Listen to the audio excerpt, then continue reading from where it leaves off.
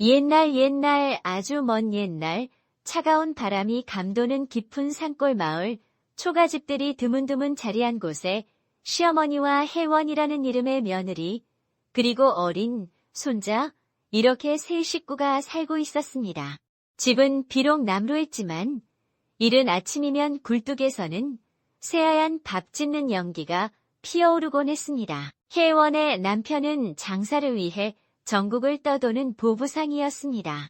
멀리 경기도와 충청도 지방까지 물건을 지고 다니느라 1년에 집에 들르는 날은 손에 꼽을 정도였지요. 때문에 아직 젊고 꽃다운 20살 남짓의 혜원은 거친 손으로 어린 아들을 홀로 돌보며 남편 없는 외롭고 고된 나날을 보내야 했습니다.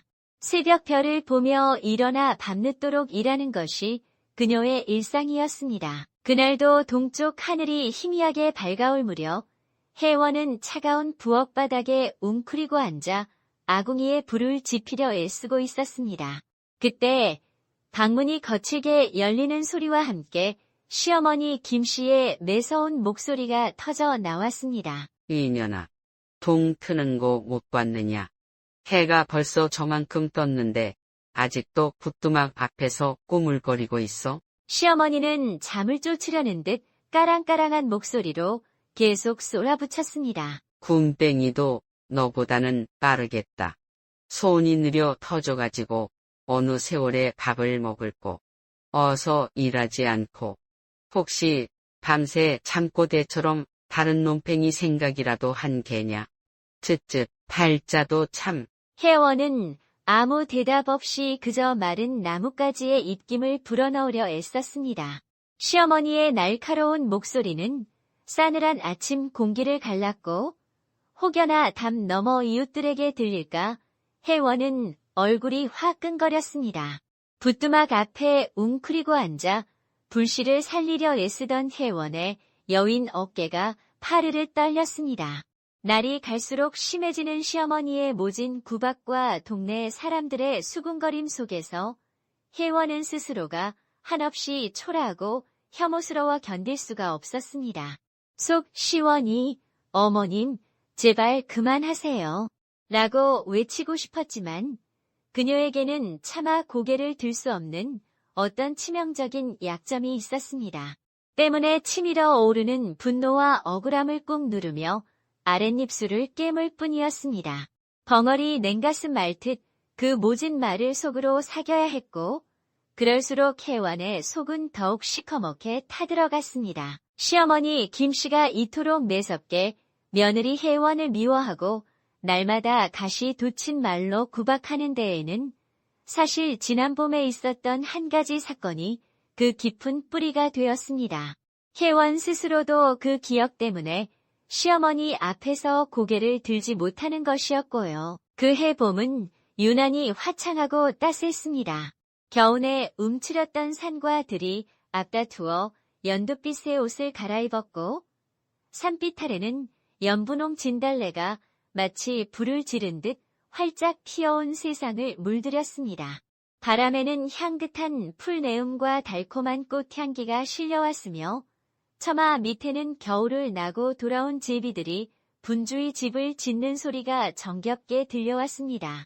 세상 모든 것이 겨우내 잠에서 깨어나 생동하는 듯 보였습니다. 하지만 혜원의 마음은 그 아름다운 봄 풍경을 따라가지 못했습니다. 1년의 대부분을 길 위에서 보내는 남편은 이번에도 감감무소식이었고 기약 없는 기다림 속에서 그녀의 젊음은 속절없이 흘러가고 있었습니다. 새벽부터 밤늦게까지 고된 시집살이와 홀로 아이를 키우는 책임감 속에서 혜원은 때때로 숨막히는 답답함을 느꼈습니다. 가슴 한구석에는 남편에 대한 그리움과 동시에 피어나는 봄처럼 어딘가로 향하고 싶은 날 수 없는 설렘과 불안감이 뒤엉켜 있었습니다. 그러던 어느 나른한 오후였습니다. 혜원은 잠시 일손을 놓고 홀로 집 뒤편 야트막한 산기슭을 이유 없이 거닐고 있었습니다. 그곳에는 눈부신 봄 햇살 아래 흐드러지게 핀 진달래 군락이 마치 붉은 비단을 펼쳐놓은 듯 장관을 이루고 있었습니다. 하지만 그 찬란한 아름다움이 오히려 혜원의 마음을 더욱 공허하고 심란하게 만들었습니다. 순간 혜원은 자신도 모르게 가장 탐스럽고 붉게 피어난 진달래 가지 하나를 힘껏 꺾어 손에 쥐었습니다. 곱게 피면 뭘 하나.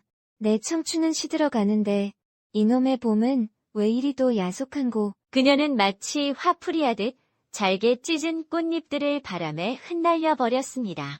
아무도 보지 않는다고 생각하며 터져 나오는 답답함을 표출한 것이었지만 그 순간 그녀의 마음속에는 스스로도 알지 못하는 작은 균열이 생기고 있었습니다. 혜완 자신은 그것이 그저 외로움과 젊은 날의 치기에서 비롯된 잠시 스쳐가는 감정의 동요일 뿐이라 대수롭지 않게 여겼을지도 모릅니다.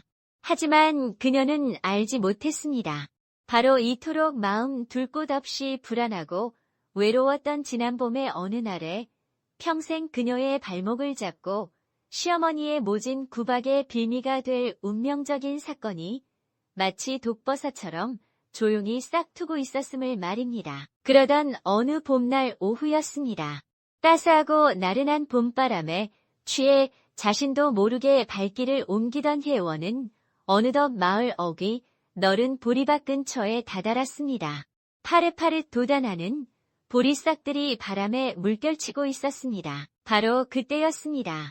평소에도 혜원에게 심상치 않은 눈길을 보내곤 했던 동네의 머슴 돌쇠가 어느 틈에 그녀를 따라왔는지 불쑥 등 뒤에 바짝 다가서 있었습니다. 아씨, 여기서 뭘 그리 보고 계시오?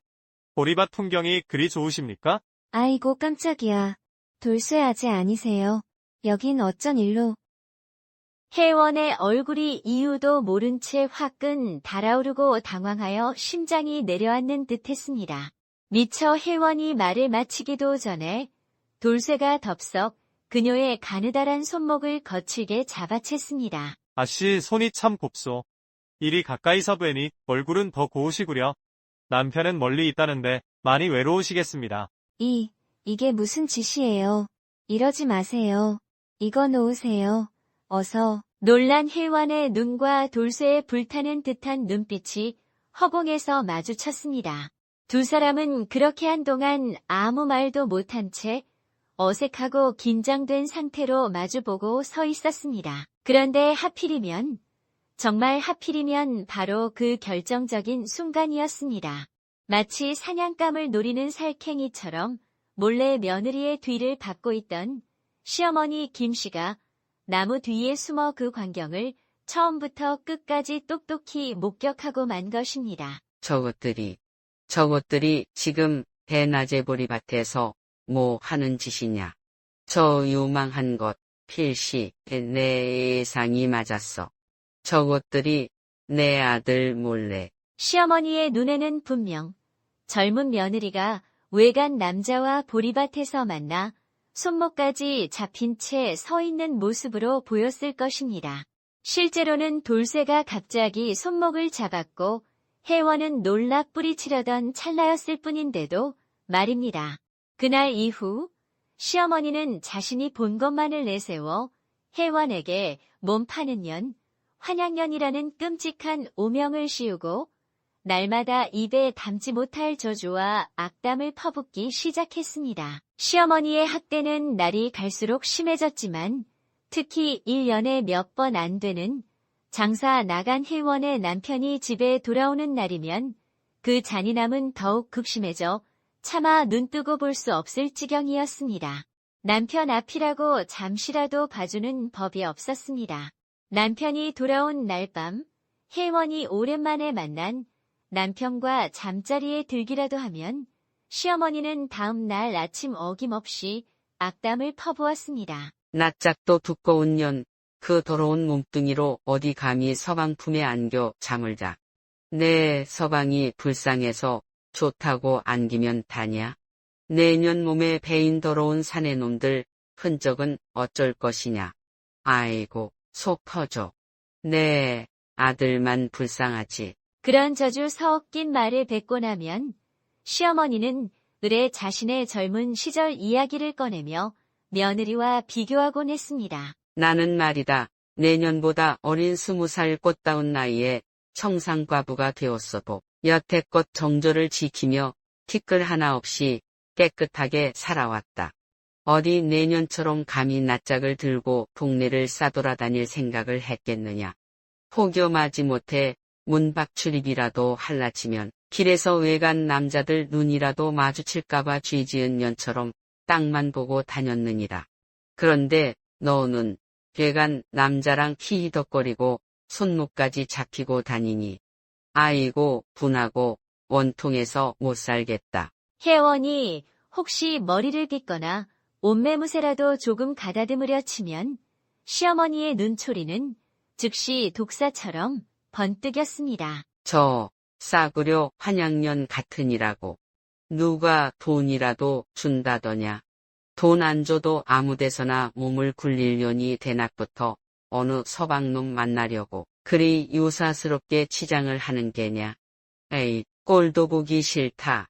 더러운 년. 시어머니는 이렇듯 아침부터 저녁까지 사사건건 트집을 잡고 온갖 구실을 붙여 혜원을 끊임없이 괴롭혔습니다. 혜원의 삶은 하루하루가 지옥과 같았습니다. 억울한 누명을 쓴 채 매일같이 이어지는 모진 시집살이를 견뎌내는 것은 혜원에게 피를 말리는 고통이었습니다. 남편이 없는 집에서 그녀를 보호해줄 사람은 아무도 없었고 마음은 멍들대로 멍들어 더 이상 단 하루도 버틸 힘조차 남아있지 않다고 느껴졌습니다.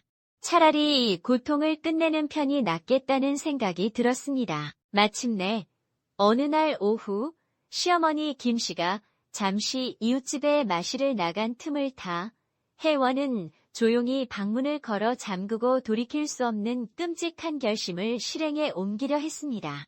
그녀는 눈물을 삼키며 방 안 대들보를 올려다보았습니다.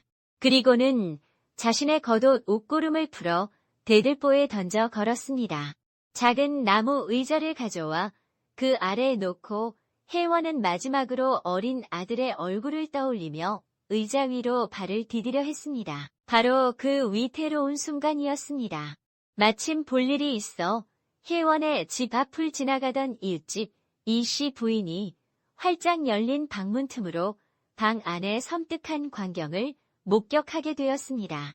심장이 멎는 듯 놀란 이씨 부인은 비명을 지르며 황급히 방 안으로 뛰어들어와 의자 위에 올라선 혜원을 끌어내렸습니다. 아이고, 혜원아. 애미야. 이게 지금 무슨 짓이냐? 정신 똑똑히 차려라. 아이고, 하마터면 큰일 날 뻔했구나. 죽긴 왜 죽어? 살아야지. 아이고, 내가 조금만 늦었어도 왜 이런 어리석은 생각을 했느냐? 이씨 부인의 품에 안겨 대들보 아래로 힘없이 주저앉은 혜원은 죽음마저 제 뜻대로 되지 않는다는 절망감에 그동안 억눌러왔던 울음을 터뜨리고 말았습니다. 마치 봇물 터지듯 서러움이 복받쳐 올랐습니다. 그녀는 이씨 부인을 붙잡고 어린아이처럼 목 놓아 울며 그동안 가슴속에 쌓아두었던 온갖 서름과 억울함, 견딜 수 없었던 치욕감을 한꺼번에 쏟아냈습니다. 부인, 너무 억울해요. 너무 힘들어요. 저는 정말 아무 짓도 안 했어요. 그런데 어머님은 매일 저를 환양년이라고 더는 못 살겠어요. 너무나 놀라니 씨 부인은 우는 혜원을 다독이며 자초지종을 물었습니다.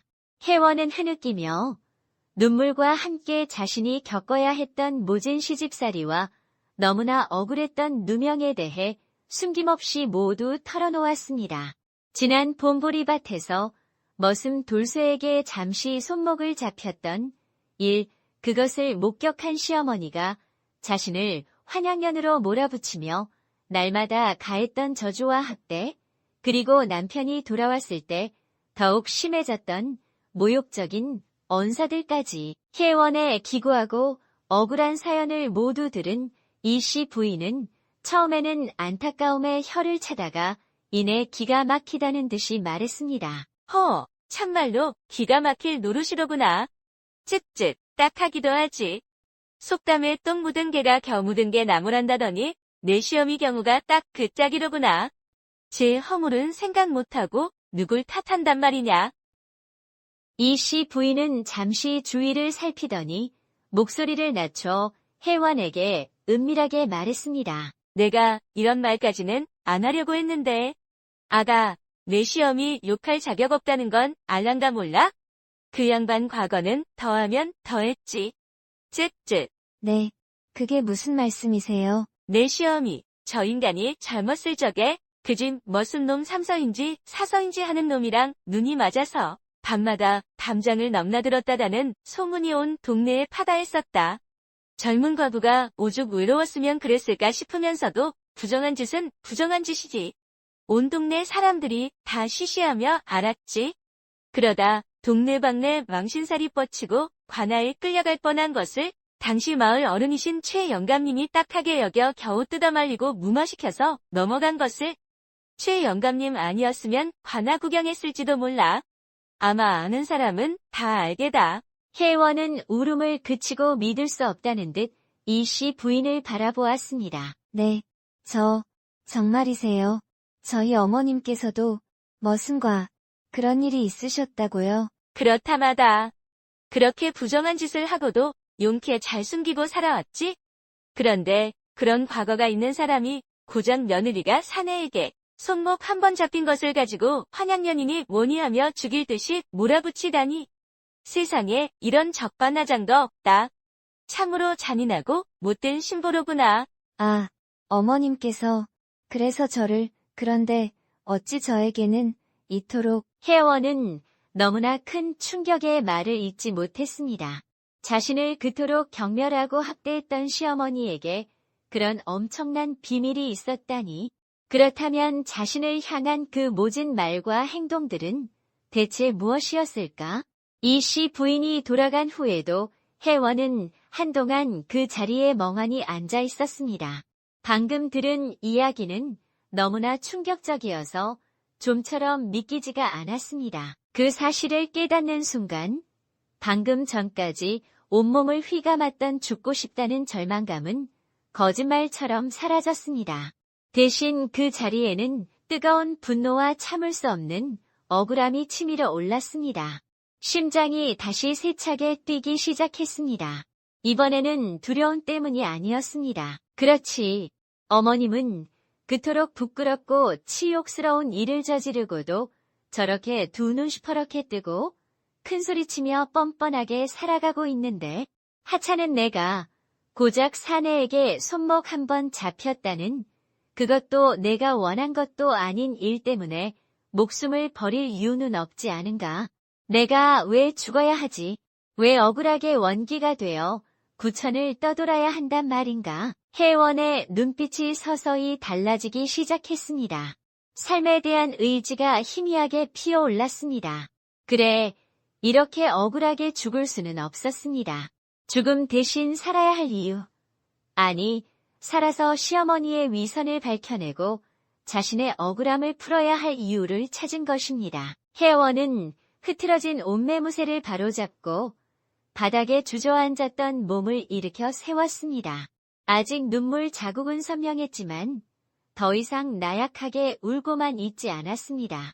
그녀는 이를 악물었습니다. 흩어졌던 마음을 굳게 다잡고 가슴 깊은 곳에서부터 차오르는 분노와 억울함을 아는 채 마실에서 돌아올 시어머니를 기다렸습니다.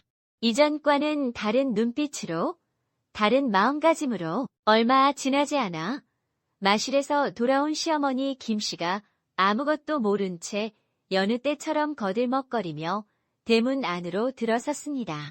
마당에 나와 자신을 똑바로 쳐다보고 서 있는 며느리를 발견한 시어머니는 의아한 표정을 지었습니다. 평소 같으면 벌써 부엌으로 뛰어가 저녁 준비를 하거나 고개를 푹 숙이고 있었을 며느리가 아니었습니다. 이전과는 완전히 다른 모습으로 혜원은 더 이상 고개를 숙이지 않았습니다. 그녀는 똑바로 시어머니를 마주보고 그동안 억눌러왔던 목소리를 내어 또렷하고 큰 소리로 입을 열었습니다. 그 목소리에는 분노와 함께 단호함이 서려 있었습니다. 어머님, 다녀오셨어요. 옛말에 털어서 먼지 안 나는 사람 없다고 하더니 오늘 그 말이 딱 맞는 날인가 봅니다. 네, 인연. 갑자기 무슨 해괴한 소리냐? 어머님께서 그토록 소원하시니 저는 이제 어머님이 붙여주신 환양년이라는 이름표를 달고 이 집을 나가겠습니다. 원하시는 대로요. 혜원은 잠시 말을 끊고 시어머니의 얼굴을 똑바로 응시하며 말을 이었습니다. 그 눈빛은 더 이상 두려움에 떨지 않았습니다. 하지만 어머님께서도 저에게 평생 그토록 모진 말씀을 퍼부으시고 저를 구박하실 자격은 없으신 듯합니다. 뭐라고? 자격. 네, 인연이 지금 누구 앞에서? 젊은 날의 그 참기 힘든 외로움 때문에 서당 훈장님께 그토록 모진 회초리를 맞으셨던 일 벌써 잊으셨는지요? 내가 그걸 어떻게? 그뿐인가요? 그댁 머슴 3서인지 4서인지 하는 그 사내와 밤마다 담장을 넘나들며 정을 통하시다 발각되어 온 동네 망신을 당하고 관아에 끌려갈 뻔하셨지요.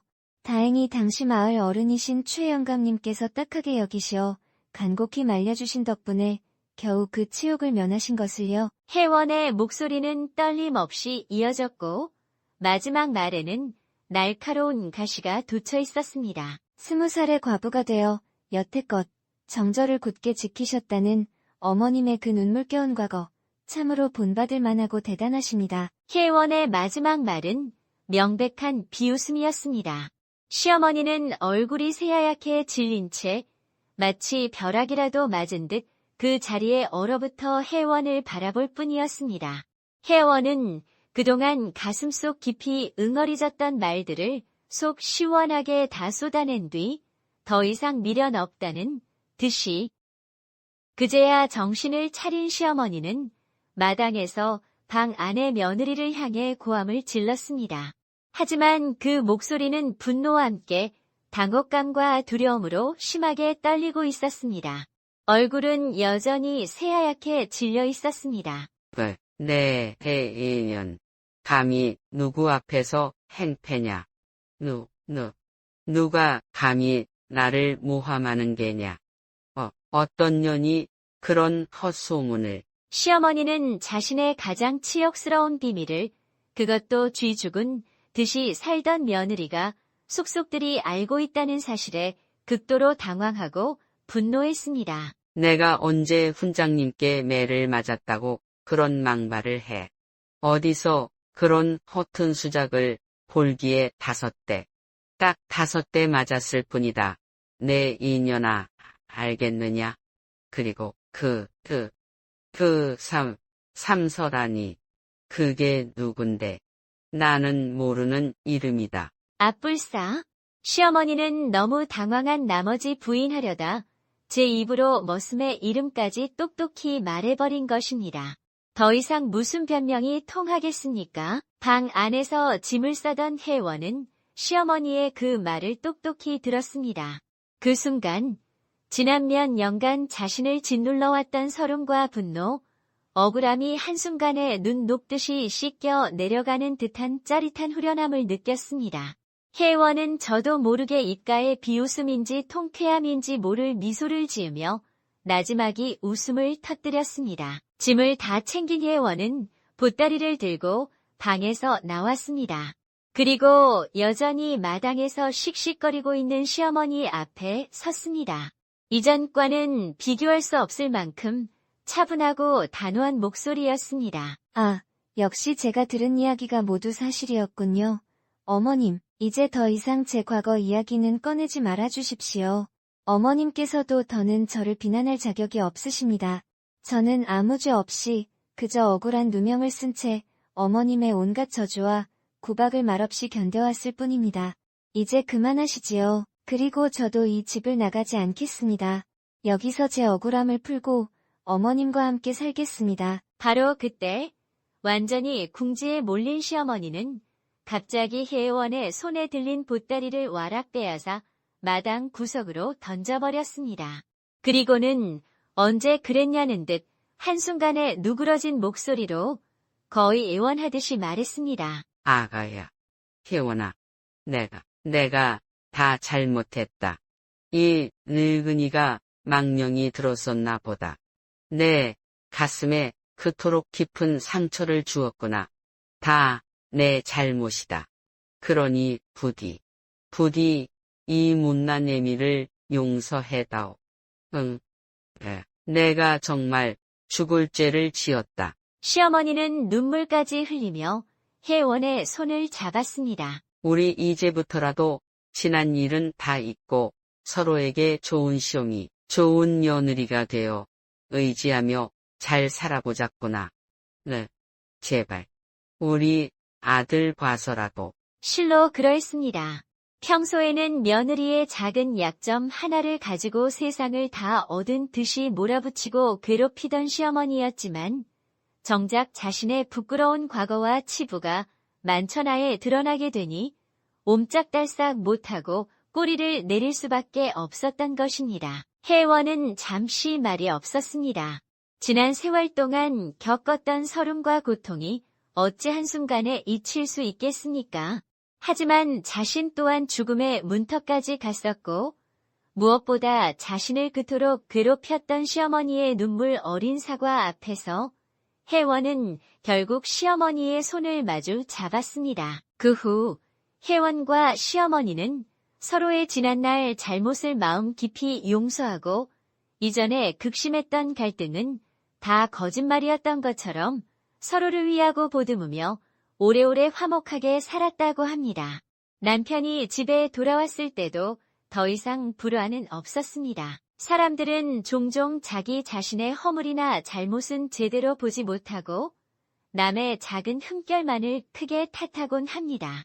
이 이야기처럼 말이지요. 어쩌면 우리는 남을 손가락질하고 비난하기 전에 먼저 거울 앞에 서서 자기 자신의 모습을 차분히 돌아보는 지혜를 가져야 하는 것은 아닐까요?